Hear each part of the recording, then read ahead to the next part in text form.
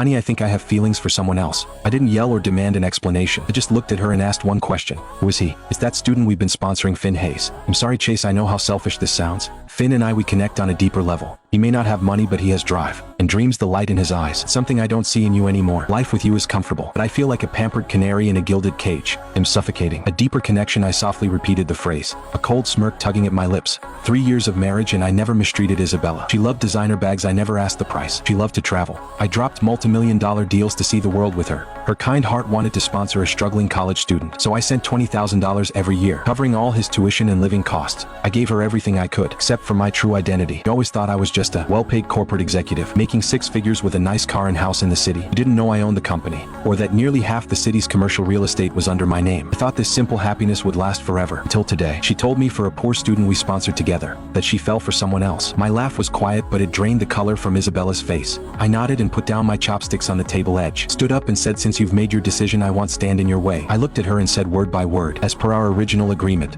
if we divorce I leave with nothing." Flicker of relief passed through Isabella's eyes. "Thank you for understanding, Chase." I didn't look back, turning to walk into my study, closing the door to shut out her hollow gratitude. I took out my phone and called my assistant. My voice was ice cold. A respectful voice answered immediately, "Sir, what are your instructions, Mr. Chin?" "First, draft a divorce agreement. Reclaim all properties and vehicles under my name. Second, look into Finn Hayes, Jr. at River State University. Cut off all his funding effective immediately. Also get in touch with the president of River State. Tell him I said this student has character issues. Let them handle it accordingly." Old Lee on the line was silent for a moment, then replied firmly, "Understood." I hung up and walked to the massive floor-to-ceiling window. Outside, the city lights twinkled like a river of stars. "You want true love, Isabella? You think that broke kid has drive? Then he'll strip him back to nothing. Let's see how much his precious drive and your fairy tale romance are worth once I take away everything I gave him." The next morning I left without a word to Isabella. The first just walked out. He probably thought leaving with nothing meant I'd let her keep the house and the cars. How naive. My version of leaving with nothing means I walk out with just the clothes on my back. As for the assets, well, too bad. This house is under my family trust fund. Porsche she drives is registered to the company.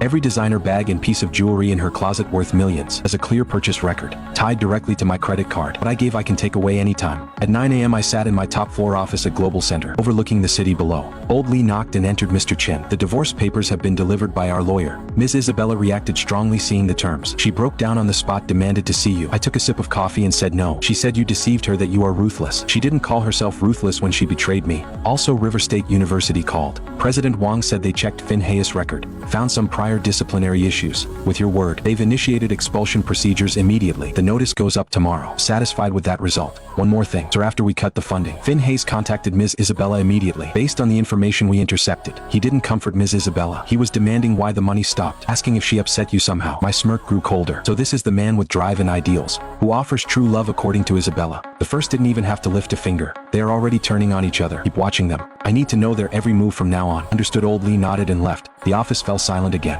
My phone started buzzing like crazy, screen flashing wife. I watched it quietly, thought for a long time, until it stopped ringing. Then texts started popping up. "Chase, what do you think you are doing? You call leaving with nothing, kicking me out on the street. This house is in your name. We're married, I have rights to half of it." I watched the messages with no expression, my heart completely still. 3 years of feelings evaporated. The moment she chose to betray me, I picked up the phone, blocked and deleted her. "Isabella, the game has just begun. You think this is over? This was just the appetizer. I will make you and your true love walk step by step into the hell I crafted for you." After I blocked her, Isabella started frantically calling my office. The front desk kept transferring calls to Old Lee, and he kept turning her away. That afternoon, Isabella's mother, my former mother-in-law, showed up downstairs at my company. Security stopped her, so she made a scene right in the lobby, screaming that I was a heartless liar who tricked her daughter. Now I was throwing both of them out. So should security escort her out? No, let her make a fool of herself. I want everyone to see what these two are really like. They weren't like this when they were kissing up to me. I remember clearly when Isabella and I first married. Her mother visited our home for the first time. Her eyes popped seeing the $30 million villa. She was speechless. She held my hand, calling me her dear son-in-law, saying Isabella was so lucky to marry someone like me. Later she used her son's wedding as an excuse, wanting me to gift them a 1,900 square feet penthouse downtown. I said no. Ever since then her attitude cooled, always hinting I didn't treat them like family. Now I finally see the truth. They never loved me, just my money. The circus downstairs lasted over half an hour. My former mother-in-law's voice gave out. When she saw I wouldn't come down, she finally stopped and let security politely show her the door. Not long after Old Lee came back in,